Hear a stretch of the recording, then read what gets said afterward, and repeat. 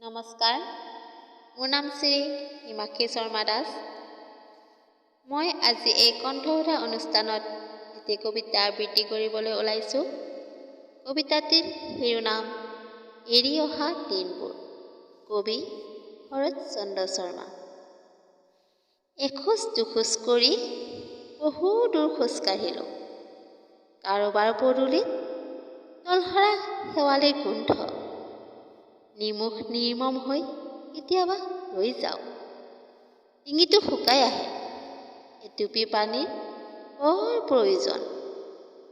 কেতিয়াবা শুনো বলীয়া কুকুৰৰ ফুকফুকনি, বুকুখন কঁপি উঠে, ভয়তে পেঁপুৱা লাগো। জানোচা সি মোক নিঃশেষ কৰিব।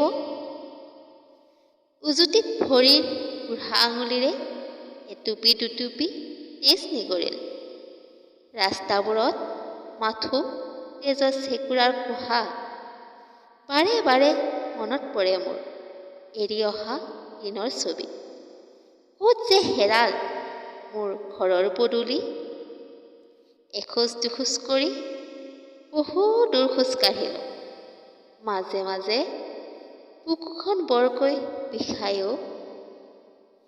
কেতিয়াও ভাগৰা নাই, কান্ধত এটি সপোনৰ টোপোলা। কঢ়িয়াই লৈ আনিছোঁ ঘৰৰ পদূলি পালে। চিঞৰি চিঞৰি কম মোৰ আশাৰ বাতৰি। গাই যাম মোৰ এৰি অহা দিনৰ ছবি। ধন্যবাদ।